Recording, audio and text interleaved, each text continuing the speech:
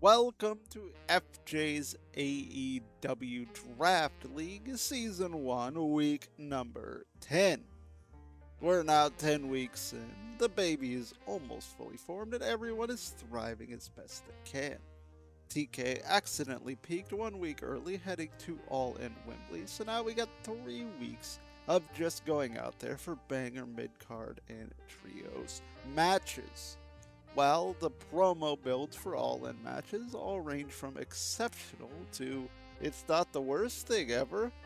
Is Reaper still in first heading into the final week and all-in next Sunday? How are the overall crashed FJ's prediction market formerly funded by the federal government picks looking for everyone? And can FJ or Magic keep pace with Reaper enough to possibly take a victory? Let's find out right now.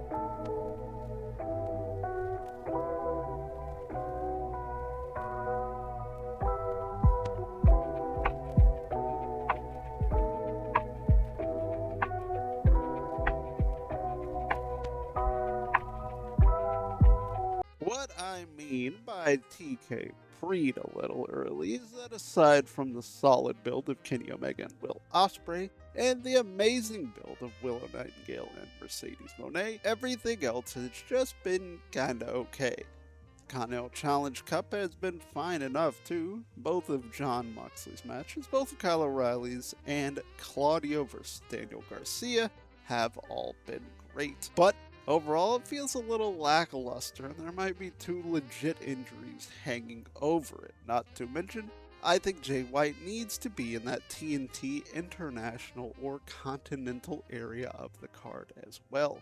He is a top 3 guy on the mic in my opinion, and I think a lot of other people's as well. ROH Death Before Dishonor was this week too, and a very fun watch. Lio Rush versus Action Andretti, Nick Wayne challenging Bandito, my wrestling sexual awakening, and Hazuki challenging Athena were all worth your time, and the 2700 Arena is always a great venue for AEW these past few years. What was your favorite match this week as we get into the team recaps? Mine was, as I mentioned, Bandito versus Nick Wayne for the ROH title. Magic had an impressive week, thanks to having Dalton Castle and the aforementioned Athena in title matches. He's looking okay heading into the final week of the season. The implosion of his Dalton Castle in the Outrunners draft has finally flamed all the way out though, as they lost the ROH Trios titles to 3 scoops of Lethal. Andrade and MJF are very mad at each other, and it's akin to 2 apartment residents hurling insults at each other across a parking lot. Everyone got on TV this week for him, which is always a good thing as well. Athena paced his team though, while having a damn asthma attack during her main event title retention against Suzuki. I had no idea, and I don't know how she hit it. Man, she's pretty awesome. Shibby, on the other hand, had the polar opposite with an unimpressive week. Downright frumpy. Only missing 1 person on TV this week from appearing. He was only kneecapped by the fact he only had 3 total matches and 3 promos out of all of them. But he's got quite a few people already on, or likely on, the pay-per-view, with Adam Copeland, Tommaso Ciampa, and likely Brody King. Not to mention those who could be entrants for the Casino Gauntlet. Even though Creed and Kofi might be a pay-per-view surprise now, he's got Creed locked down and ready to go already. Don't lose hope, Chibi. Reaper, the unquestioned leader since the faded Willow and Hangman incident, continues to stay red hot. Big Willie Ospreay is still cutting promos each week alongside Willow herself. Hanger is teasing some sort of 6 trios team, 18-man fuckery match for Wembley, so I assume we'll hear more about that this week on Dynamite. Leo losing the TV title at Death Before Dishonor is the first majorly bad thing to happen to him this whole season, and it's but a minor bump 1 week out from All In. Surely they wouldn't debut Kofi and Creed on a taped show, right? Going into the final week, he, Mora, and FJ all have 5 title matches or number 1 contender matches. Ospreay, Willow, both Kyles, if Kyle O'Reilly does in fact win this week, Bane and Hangman could all have a prominent match on the main card. He's ready to stay hot until the finish line. Mora has mostly slipped due to work life kicking her ass and getting less picks in before FJ's prediction market, formerly funded by the federal government for All In, crashed, and she had just less than most people these past few weeks. But she's got a full clip roster-wise this week, with everyone making some sort of an appearance. Though her roster was very promo-heavy this week, with 8 total promos to 2 matches, Lexi Nair did a great Renee Paquette impression this week, netting her 7 points over all the shows she was on. She's ready to try and at least climb back into the top 3, with Mercedes Moné, Konosuke Takeshita, Kevin Knight, Christian Cage, Alex Windsor, all being in title matches at All In.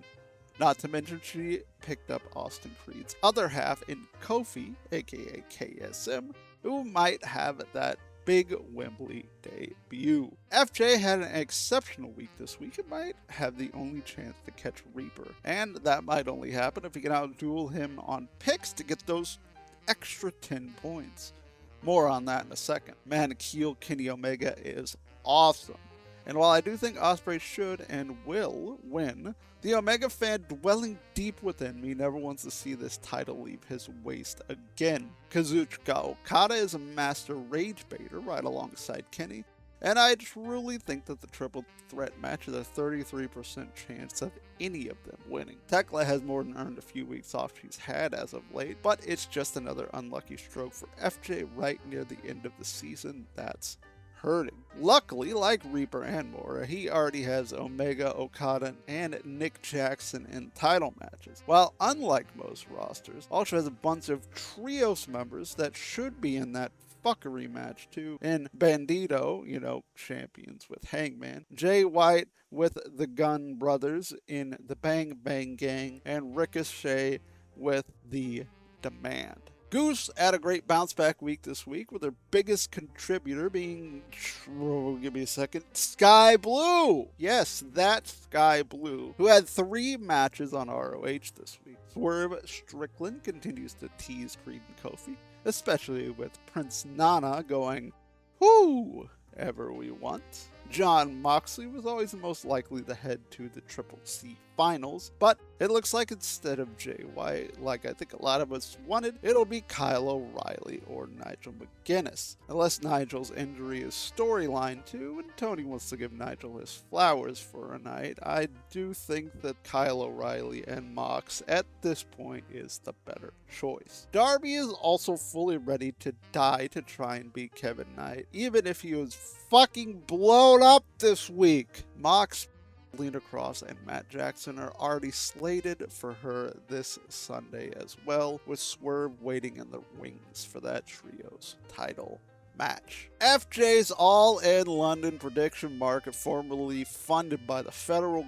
government, as you saw last week, the market has collapsed, and the only points left are those 10 bonus points, which will be awarded to whoever got the most correct predictions. So here's the update for those points, as FJ is fighting for his life to get those 10 points to try and keep up. We are also closing the predictions out with only All In pay-per-view picks this final week as well.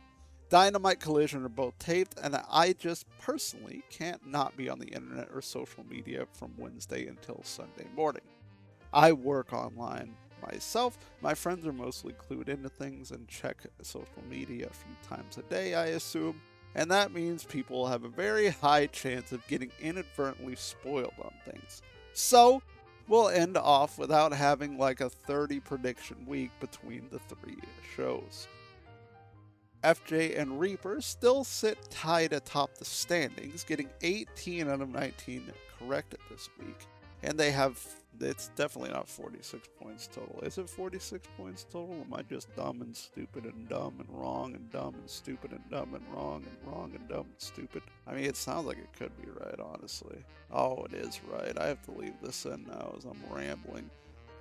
Because FJ and Reaper do have 46 points total out of the 55 predictions thus far. And thus we've come to the standings. Has anything shifted Is Reaper still in first? Can FJ or Magic catch him? Is the bottom third a fight for not being in last? Please God, let the women not be in last. The rumors will intensify, so let's find out now.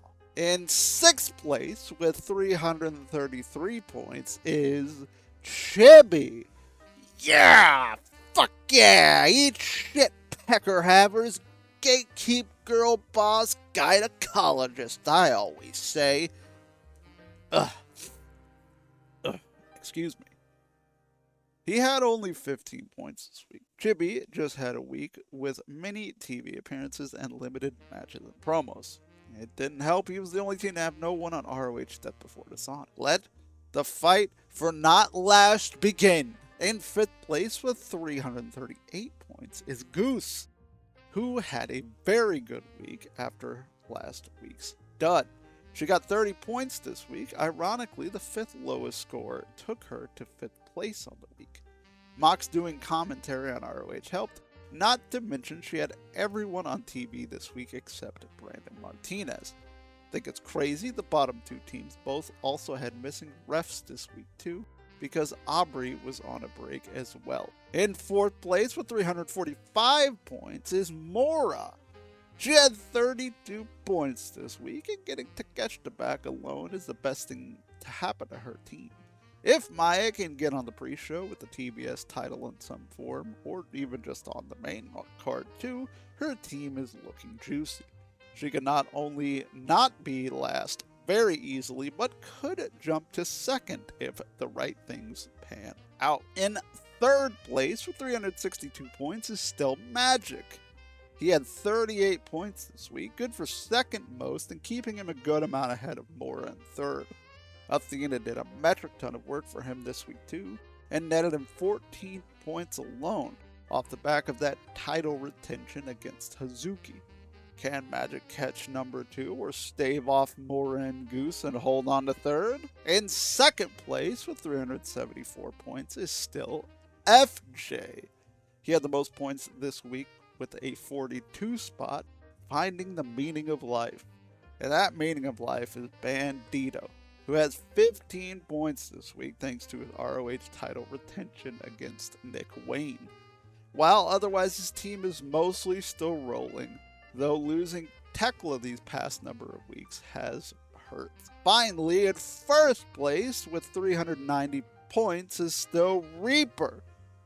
Mr. Consistent had the 3rd most points this week in 36, and is in full control heading into All In, with probably a 1st place in this inaugural season on the horizon. I think, barring Ospreay and Fletcher losing, he's probably got enough of a buffer on at least FJ and can take another 10 points if he can outpick FJ as well. It might be Wednesday to get my finale video up, because I assume All In will be a long show. It's probably the longest pay-per-view of the year for AEW. TK loves long-ass shows. This one could go 8 hours. Fuck it, I don't care. Give me all the wrestling and piss the internet off. But thank God at least this one's in the UK, so it's afternoon tea for me. Bandito is the MVP of the week with his 15 points, by the way. And the first season of the league is nearing its end. How will things shake out? Find out next week. See you later.